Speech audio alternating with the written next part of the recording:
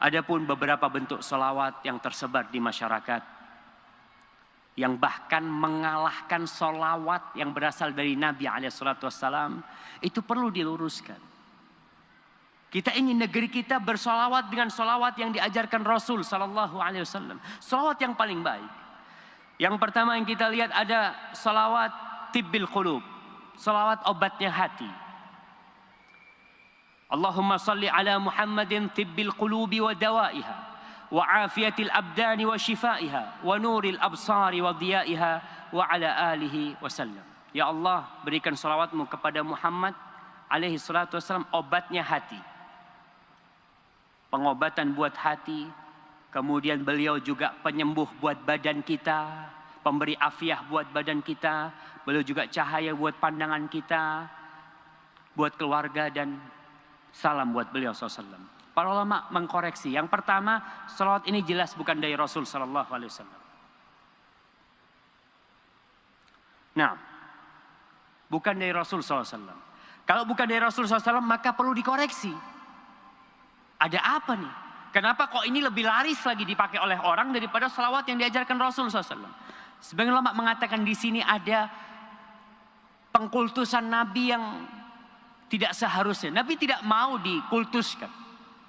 Posisi beliau adalah hamba dan utusan Allah sallallahu alaihi wasallam. Dikatakan di sini sebagai afiatul abdan. Nabi itu penyembuh badan. Nabi itu sebagai obat buat hati. Kita tahu Rasul sallallahu alaihi wasallam memang diutus rahmatan lil alamin. Tapi yang terbaik tetaplah kita baca yang diajarkan oleh Rasul sallallahu alaihi wasallam. Yang kedua yang banyak terkenal juga ada salawat Fatih. Salawat Fatih ini yang diterima.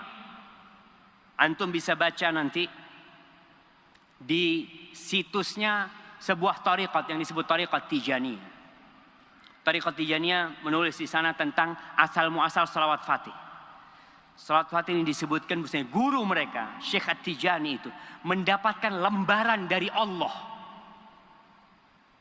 Lembaran dari cahaya yang tertulis di situ salawat Fatih. Subhanallah jamaah. Dan orang meyakini itu. Yang baca salawat Fatih ini di situs itu disebutkan tentang keutamaan salawat Fatih ya. Bahwasanya yang membaca itu akan dilipat gandakan sebanyak 600.000 kali salawat untuk malaikat, untuk manusia dan jin. Dari awal diciptakan sampai akhir. 600 kali lipat dari jumlah mereka semuanya. 600.000 ya. Disebutkan di sana. Ya, apa masih ada wahyu yang disampaikan? Udah selesai. Nabi udah selesai tugasnya. Salawat mana yang paling baik yang dibaca ketika sholat? Tapi yang jadi masalah orang masih percaya. Salawat Fatih ini Allahumma salli ala Sayyidina Muhammadin al-Fatih lima ughliq al-khatim lima sabaq nasiril haqqi bil haqqi al-hadi ila siratikal mustaqim wa ala alihi haqqa qadrih wa miqdarihil azim. Ini yang baca salawat ini dikatakan Nabi itu penutup, pembuka yang tertutup, dan beliau penutup untuk yang lainnya, beliau penutup para Nabi. Oke, itu betul. Tapi yang jadi masalah, apabila ini dikatakan secara mutlak, Nabi yang menutup segala sesuatu, Nabi yang membuka segala sesuatu, tentunya tidak. Semua itu dengan izin Allah Jalla Jalla. Tapi tadi, yang membaca salawat ini, itu mendapatkan pahala 600.000 kali lipat. Kita yang tahu itu pahala dilipat gandakan jadi berapa? 700 kali lipat. Orang sedekah 700 kali lipat, wallahu yudha'ifu liman yasha, tapi Allah bisa melipat gandakan lebih dari itu. Nah, ini 600.000 kali lipat. Di riwayat lain dikatakan bahwasanya lebih baik daripada membaca Al-Qur'an 6.000 kali. Pokoknya yang bukan dari Rasul SAW akan mendapatkan masalah. Kemudian yang membaca salawat Fatih ini tidak akan mendapatkan kemuliaan, pahala itu kecuali dengan 2 syarat. Disebutkan di situs itu. Syarat yang pertama, izin dari guru. Harus dapat ijazah dari gurunya. Kalau dapat ijazah dari gurunya, maka nggak boleh. Kenapa? Karena gurunya ini yang mendapatkan izin dari Allah langsung. Jadi harus ada izin untuk. Kalau antum nggak dapat izin baca itu pahalanya tetap. Ini yang disebutkan di situs itu. Syarat kedua, meyakini nih ya terus di situ i'tiqadul musalli annaha laysat min ta'lifil bashar. Berkeyakinan bahwa salawat ini bukan buatan manusia. Itu pemberian Allah. Wadzalika annal Qutbal Bakri radhiyallahu taala anhu tawajjaha ila Allah. Ini ceritakan bahwa gurunya itu mendapatkan ini dari Allah. Fi sahifatin min nur.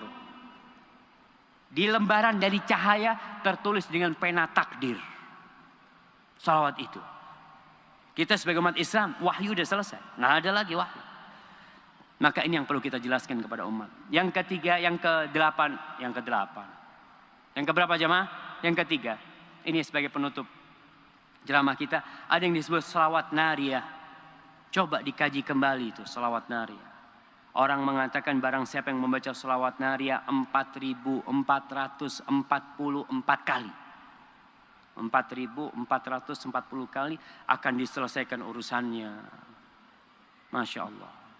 Dimudahkan semua perkara dia. Dari mana nih dapatnya? Dan jelas ini bukan dari Rasul sallallahu alaihi wasallam. Kemudian di maknanya bermasalah. Sebagian bisa memberikan Nabi hak yang tidak untuk Nabi sallallahu alaihi wasallam. Di situ ada tawasul dengan zatun Nabi alaihi salatu wasallam dan masalah bertawasul dengan zatun Nabi dengan zat Rasul sallallahu alaihi wasallam. Yang sahih tidak boleh kita bertawasul dengan amal soleh. Apa salawat nariyah itu? Allahumma salli salatan kamilatan wa sallim tasliman taman ala sayyidina Muhammad alladhi tanhallu bihi al-uqad wa tanfariju bihi al-kurab wa yuqda bihi al-hawaij wa tunalu bihi al-raghaib wa husnul khawatim wa yustassal ghamamu biwajhihi al-karim ala ali wa sahbihi adada kulli ma'lumin laka. Ini salawat nariyah. Kalau kita mengatakan, nanti ada orang yang mengatakan, Ustaz, ada ulama-ulama yang membolehkan membaca itu. Taiblah. Kita ini daripada ribut, daripada umat Islam berpecah belah, kita ikut Rasul sallallahu alaihi wasallam. Udah capek umat Islam berpecah belah dengan masalah-masalah yang memang dipermasalahkan. Ketika kita ikut Rasul sallallahu alaihi wasallam, kita baca salawat Ibrahimiyah. Apa kau tidak yakin Ibrahimiyah lebih afdal dari ini? Apa kau mengatakan ini lebih afdal dari Ibrahimiyah? Maka tatkala itu kita akan bermasalah dengan Rasul SAW. Nabi yang mengajarkan kepada kita salawat Ibrahimiyah. Kemudian datang sebuah salawat bisa dikatakan lebih baik daripada salawat Nabi SAW. Apalagi artinya tadi itu ya ada yang mengantarkan kepada pengkultusan Rasul SAW yang perlu dicermati. Hadza wallahu a'lam bishawab.